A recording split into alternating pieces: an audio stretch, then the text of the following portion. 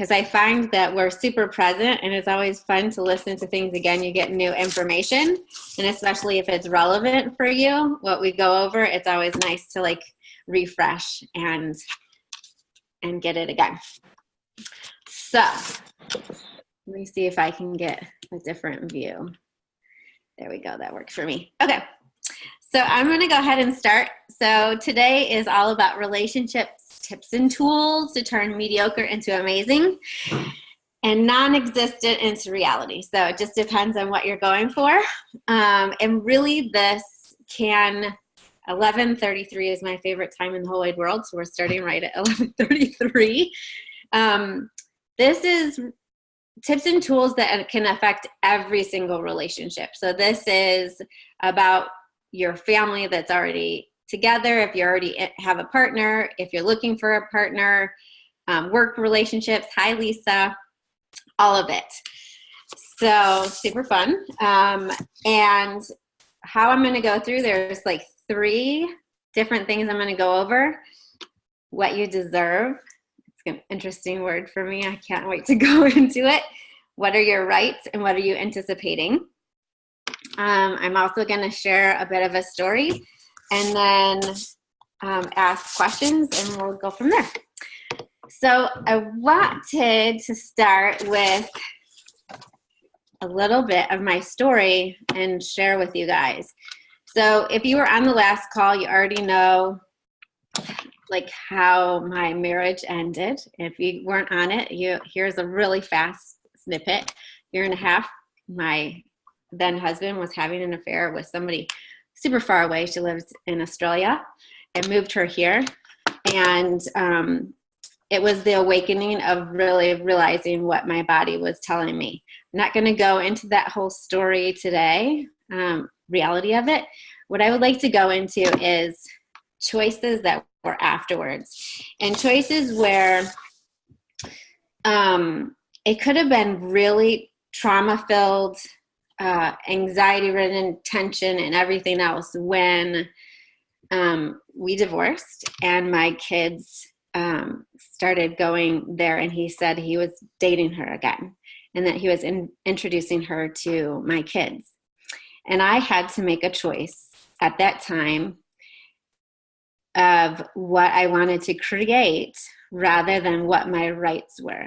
See, like at the time I was like, and everybody else was saying like, it's not right that she's in their life. This isn't right what happened to you. I could have held on to those things and I could have created a life out of what was my rights and what was right for me. And it was right for me to be angry, right? Like I had every right to be angry. I had every right to hold grudges. I had every right to be hurt for as long as I wanted to be hurt. And yet I had to ask myself, what is it that I really want to create with my life and with my children's choices? And when I asked those questions, completely different things came out. And so you can look at this with your kids, with anybody, where you feel like you have a right to be angry and you have a right to be heard, you have a right, all these things. What would you actually like to create? And when you actually start to ask what you want to create, it changes completely how you show up in the situation. So in this situation, I'm talking about really the dynamics of my relationship with my children and giving them the choices to be able to love somebody who devastated me. And that was a later choice where, like I said, like absolutely go. They don't know, all the story. I said, you can, go and have fun. Like whoever your dad introduces you to, go and have fun. You get to choose. Like they didn't need to protect me. They came home and they were 7 and 4 at the time, wanting to protect me. And here I am at the time, I think I was like 40 years old. I don't need my children being my protectors. And yet if I stood in my rights and I stood in my anger and I stood in my pain, I would have just created more pain for them. So I came out of it and I said, what else is possible here? And what if I let them choose to even enjoy this person? And then what if I actually reached out and hung out with her, which I did, because I was like, this woman is going to be not just in my ex-husband's life, but she's going to be in my children's lives. And so what would it be like to be the space of me rather than reflecting how they were being? So are you willing to be the space of you, no matter how somebody else treats you?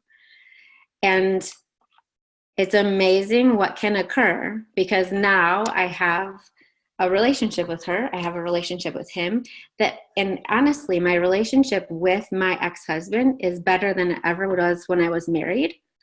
And that's because I'm willing to look at what I would like to create.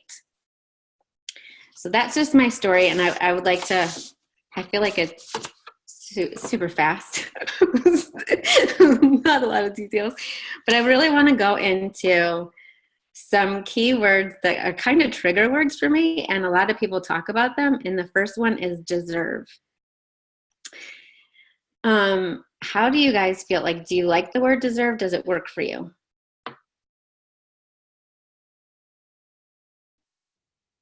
Anybody? It works for you. Okay. I'm gonna give you my like completely different view on it, which is really different from probably most people. When I look at deserve, I always look at deserve and I think somebody's trying to qualify something. At what point do you qualify to deserve something? And so a lot of times what happens is when we're looking to see if we deserve it, we either fall short or we're looking who doesn't deserve things, and we're always qualifying. The other thing that I see when we're looking at deserve is it balances things out. Whenever we deserve something, it's like, I've given this much, so you can give this much, like we're equal. And somehow, like, the giving is never quite equal, because if we equal things out, it's almost neutral. Like, it actually diminishes the giving. Most of the time when I'm giving from all of who I am, somebody can't equal it out because they're not giving the same way. They're giving in a totally different way to me. And so, like, I'm slightly, no, not slightly. When we're giving from the fullness of who we are, we're over giving, like almost like the scales are completely tipped. And so are you willing to receive from the fullness of somebody that in a way that you can't equal out either? Is this making sense to any of you? I feel like I'm... No, it makes sense. Yeah. How are you feeling about it? Like, do you feel like you have to deserve what you receive? I don't know about the others, but no, deserving doesn't speak to me because there's so many gifts that it's regardless of whether I deserve, and trying to do that, is it right, isn't it right, lowers my energy, and I would agree. I like the concept of it changes how you receive, which I hadn't thought of before. Yeah, like, and there's this interesting space when you like when you feel like you deserve something, you actually have you ever come across somebody who's always trying to prove their worth to you? They're trying to prove that they deserve something. And does it work? Does that, like, you want to give to somebody who's constantly trying to prove their worth? Or is it easier actually to give to somebody who just knows their worth, shows up, and is this overflow of giving, and then you can't help but want to give in your own unique way? There's not an equaling out. Yeah. I used to be fantastic at this, like the equaling out part. Like, if somebody would compliment, before they would end the compliment, I would be like complimenting them, because I was like, okay, I didn't even receive the compliment. You know, it's like, it didn't even go in. There was no gratitude. There was no like, thank you so much for showing up and recognizing. I was like giving it right back. I wanted to equal it out. I never was in debt, right? What if there is no debt? It's just showing up as all that we are. Do you guys have examples of people in your life that just show up as the overflow of who they are?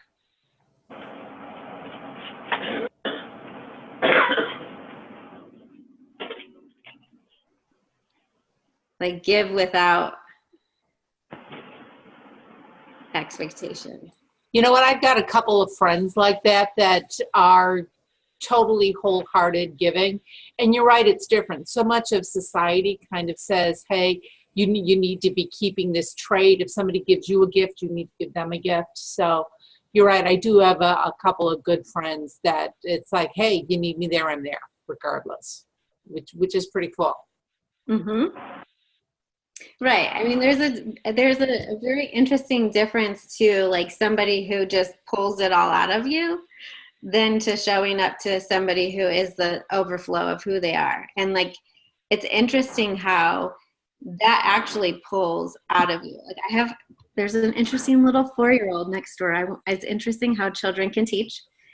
This 4-year-old constantly shows up at my door, and anything that we give her, she is this overflow of gratitude. And so it's almost like you look at her and she's like, thank you so much. And she might say it 5 times and you just want to show up and give her even more. And then she'll show up the door and she's like, here's lollipops for your boys, and all these things. And it's not from an equaling out. It's just like, oh my gosh, I love them so much. I want to give to them.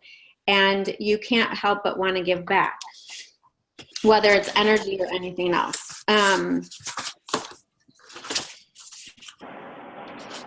me see. So,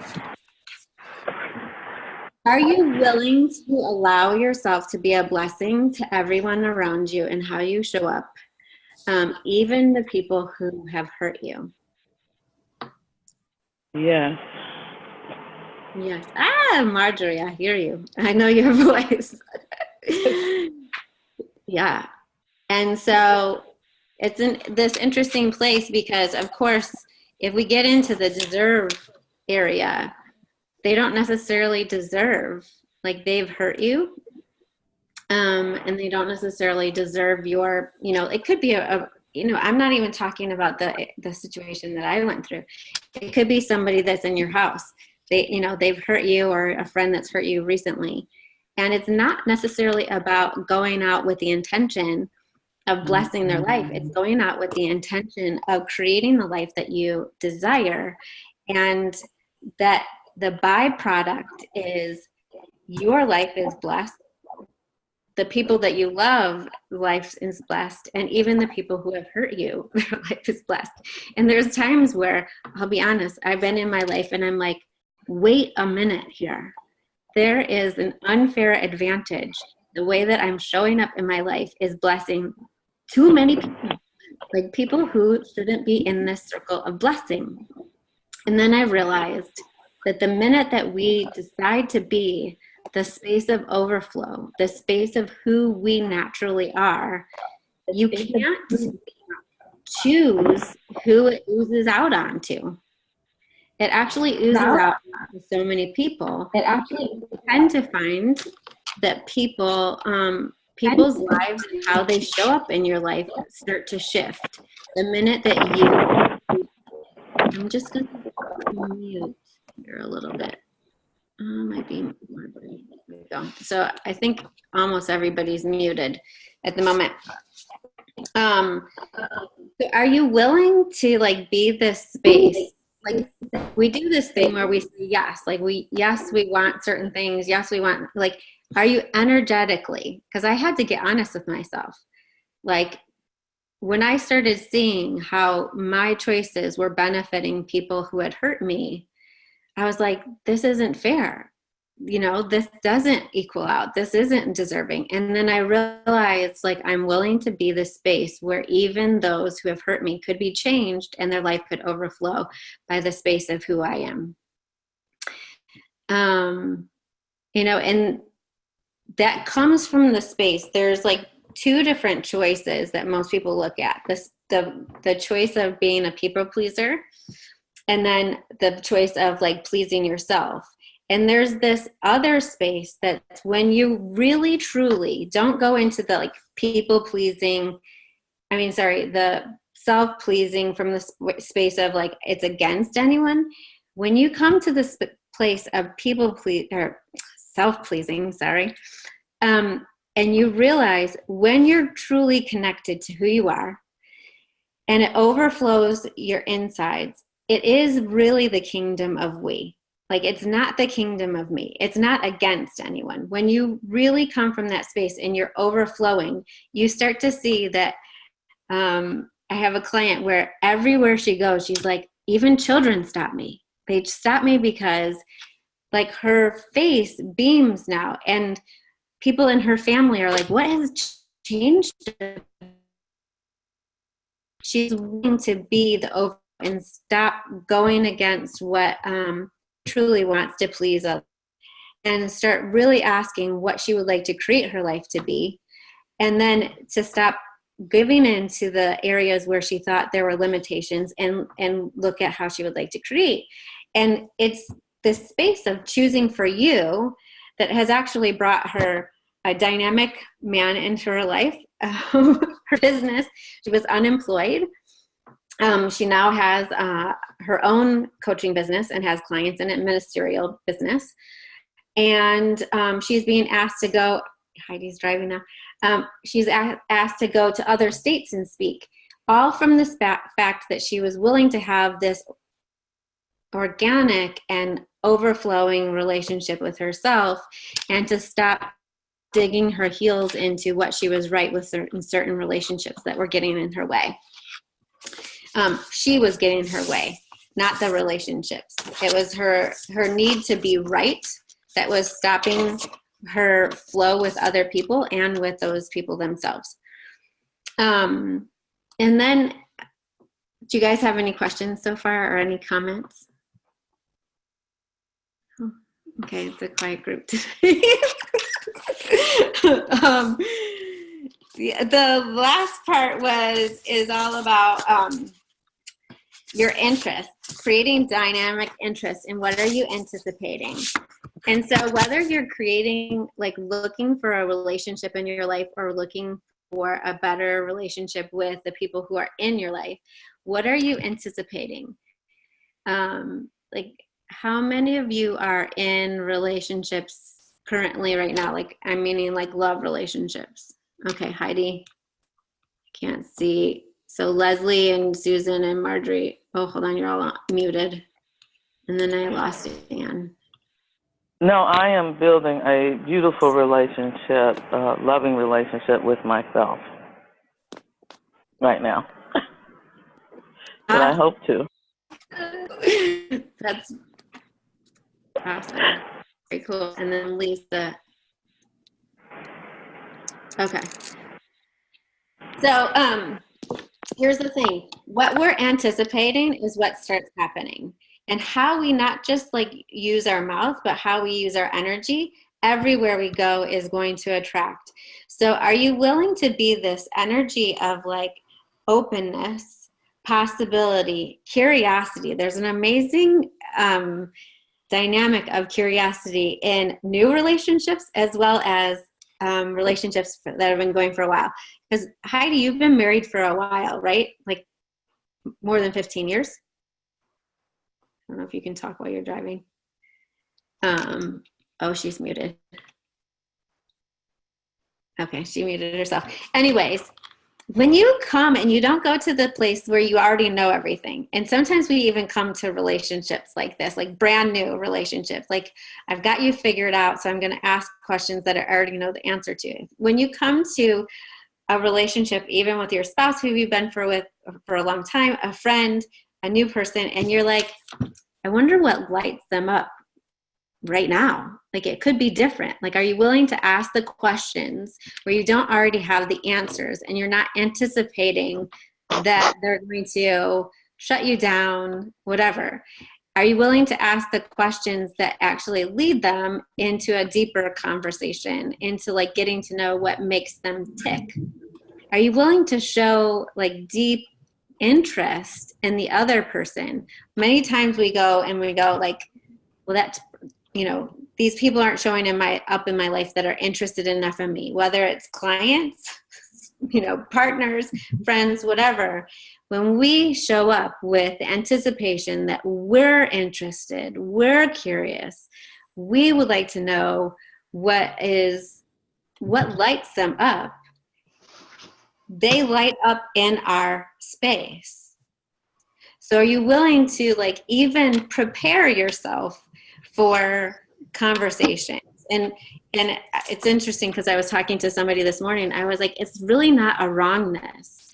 If relationships are the bedrock of like a fulfilling and dynamic life, there's not a wrongness in preparing for what you would like to find out about somebody. And it might just be, what is something that you lose yourself in, you know? And then bring it back to something about yourself. But are you willing to get into a deeper conversation rather than what do you just do? And same thing with people that you're always with is, are you willing to really ask what else they're excited about? Are you willing to not be so on a side? Did somebody want to say something? Oh, I just saying. So on a side. Go ahead, Heidi. Oh, I'm just saying selfish, or like so into yourself that you're not willing to see the other person. Yeah. And without a doubt, like, it's interesting because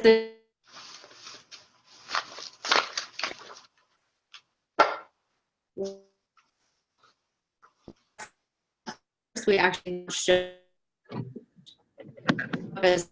and are we willing to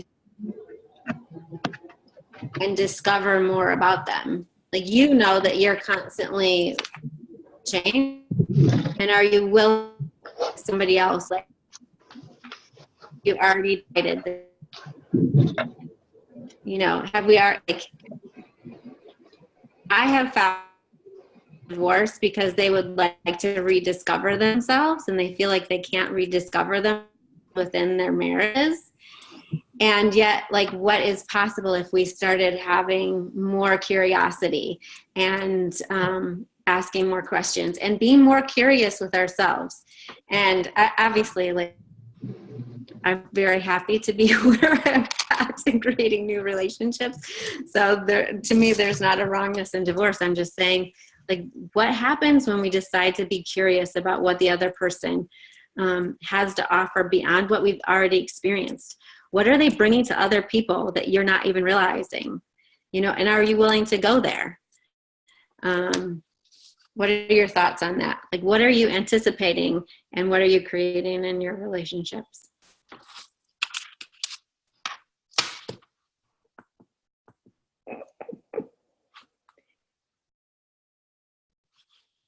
I'd love to share on that, Carol.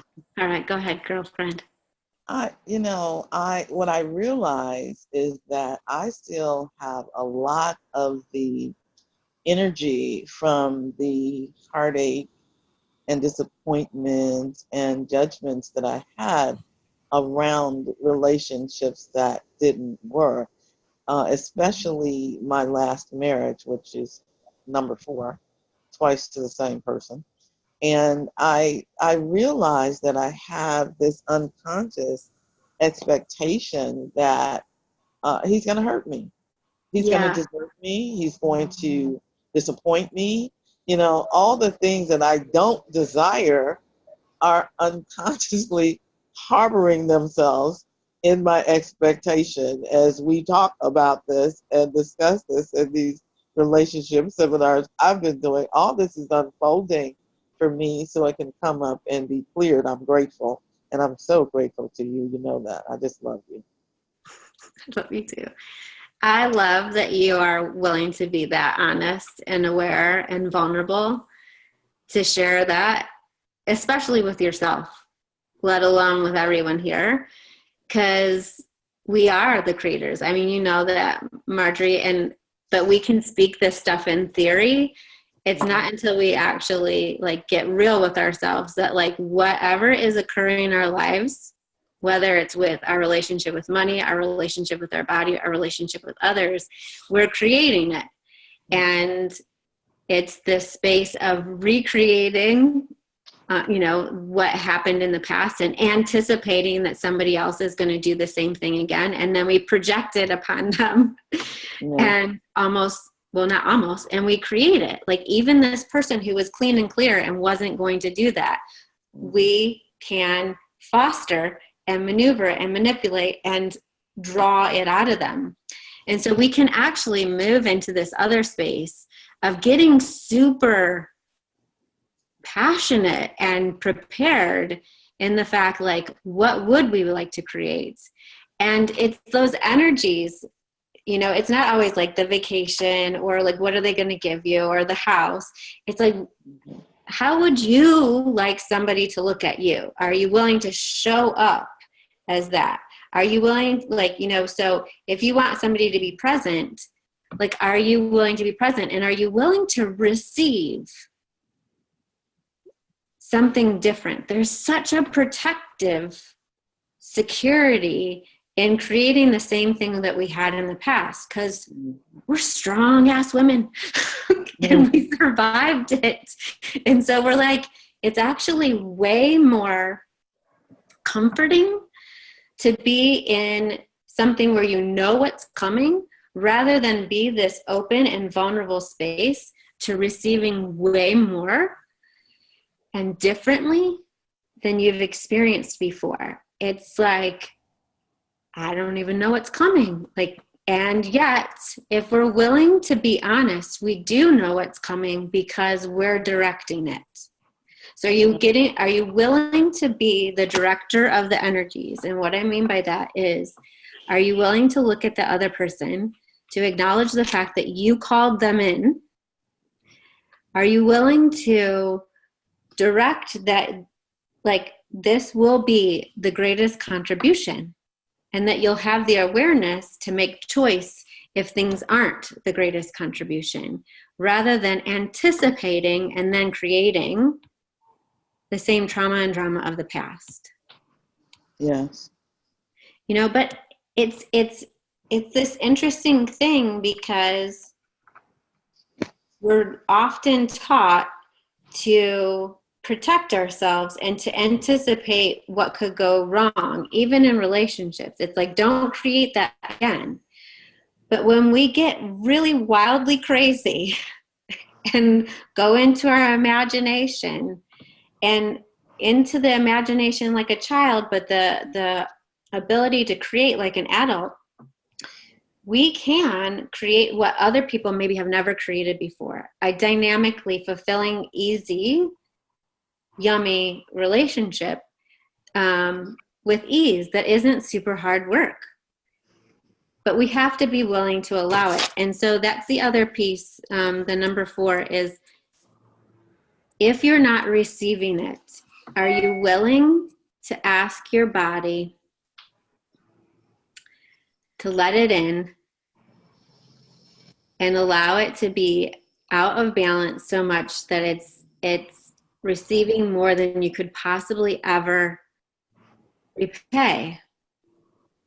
And this is not like, this is, I guess, more of what my question is for you to the universe, that your entire life, and even in a relationship, like if we're talking about a love relationship, and Marjorie, I know your love relationship is with yourself right now. Like, are you willing to receive more than you could ever repay yourself? Like, are you willing to be so out of balance that your like face cracks open with a smile all the time? It's like, you're just like, oh my gosh, I live the luckiest life ever. And what if just, right? I'll have all of that, please. All of that. And are you willing to create something that's so different without having to go through unearthing everything of why you created something in the past? Are you just willing for it to start showing up? And are you willing to be the energy that it is already happening? So if you're already in a relationship, you're obviously already in a relationship with yourself. Are you willing to be the dynamic, like, praiser, gratitude, lover of yourself? Are you willing to show up that way with everyone who's around you? And then whoever else you're asking for to show up, you know that they're coming because it's the space of who you are. Oh, yes. Yummy, yes. Yumminess. Yeah. So, to me, it's interesting because I can sense the energy behind talking about relationships is actually way heavier than when we talked about money last Monday. Money seemed to be way more flow and way more ease for everyone to talk about than this. So I would super love to offer like a private conversation. If anybody's interested in a private free conversation, I'm going to put up a link. You can go in and schedule something with me for 20 minutes to 30 minutes where we can talk about whatever you would like to create in your own life. And I would love to give you some tips and tools to bringing that and to discovering what you might be doing that you don't realize is getting in your way, and that if you just shift something ever so slightly, you could open up the dam of floodgates of receiving to having more dynamic relationships, even with the people that may have not created, they might have created waves in your life. So I'm going to put that up right now. And then does anybody have any questions in the meantime? I just have one more, if I might. Sure, yeah, of course.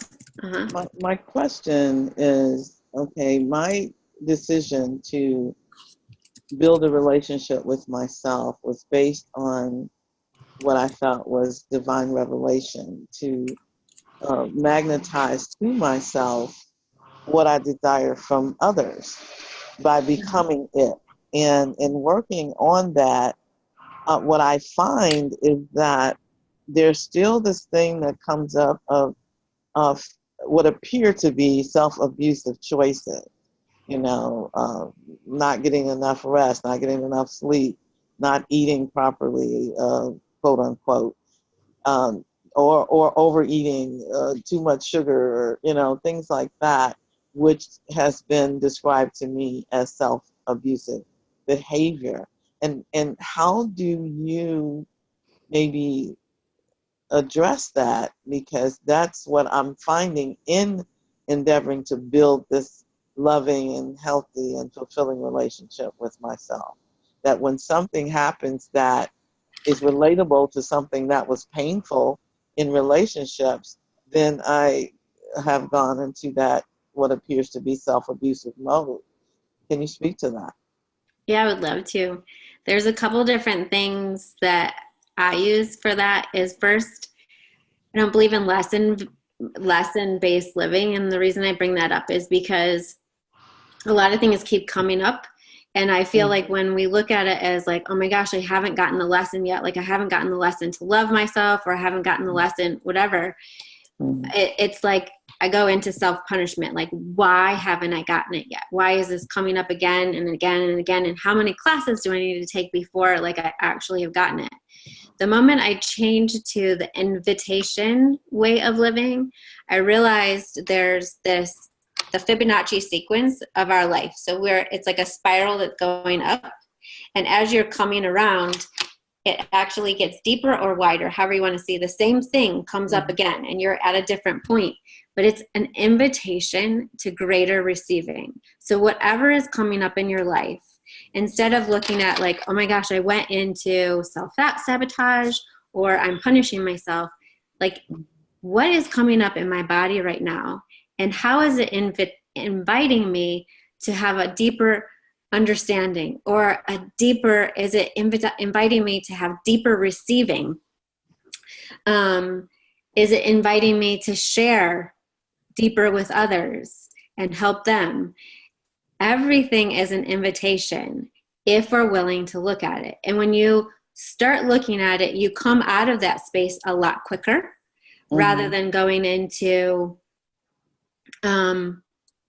punishing yourself. Like, I'm here again.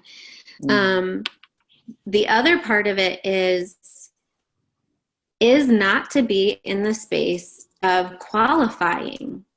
When we're constantly in the space of, do I deserve, we do this like almost this teeter-totter, and it's extremes, and it's like, and so we have to like if somebody's giving us more, then we have to like pull ourselves up. And if somebody's giving us less, like we almost pull ourselves down and we punish ourselves, and we try to equal things out. When you are actually the willingness to be overflow for yourself, like to receive, to overflow, and then to give from the space of overflow without them qualifying, but because it's just who you are, right? Like if you only give to people who deserve,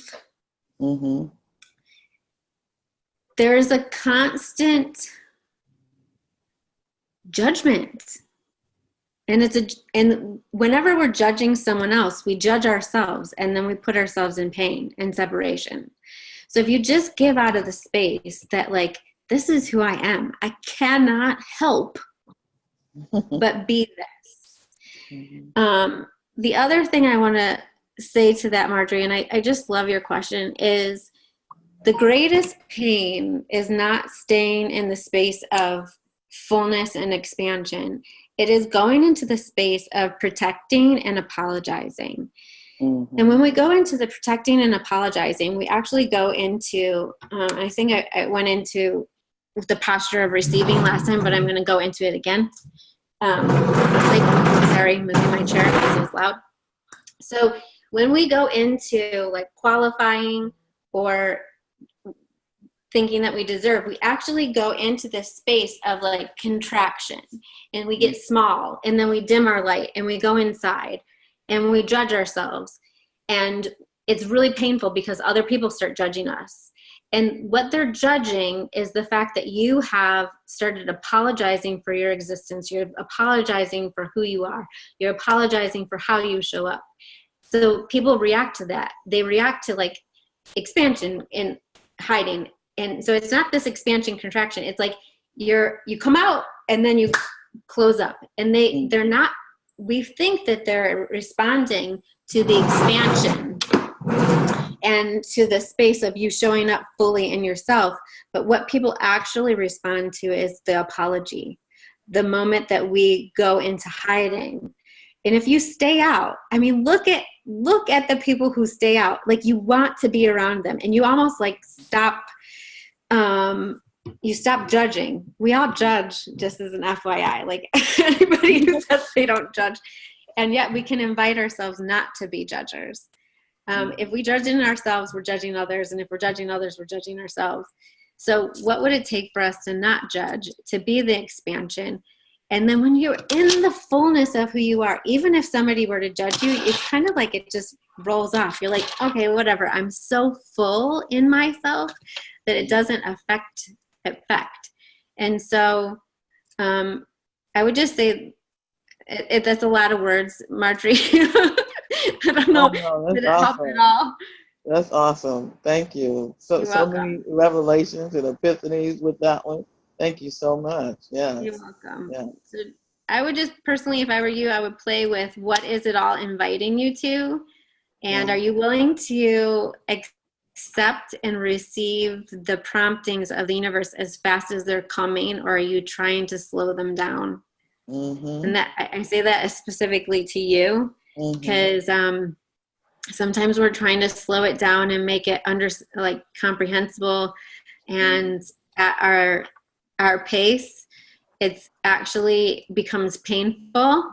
And then when it becomes painful, we go into self-judgment. So are you willing to receive the invitation that the universe is giving you to show up in the world at the pace that the universe is having it show up for you? Yes, please. Good. All right. Wow. Thank you. You're welcome. Thanks for asking. Does anybody else have any questions before I let you guys go? And then please feel free. Can you guys see the link there? It's in the chat. It's just beyondthisreality.com/services. And you can sign up on there. You can look at my calendar. You get a free 20-minute, 30-minute time to go over anything that works for you. And because I would just love to bring you whatever freedom that you would like for your relationships and creating it personally. So Well, thanks you guys for showing up. Hope I you have so a much wonderful day. appreciate you for showing up for us. Thank you. It's my pleasure. Thank Absolutely. you. You're Thanks, welcome. Sarah. You're welcome. Have a great day. Have fun at your lunch out, Heidi. You See too. you later. Right. Talk to you later. Bye. Bye-bye.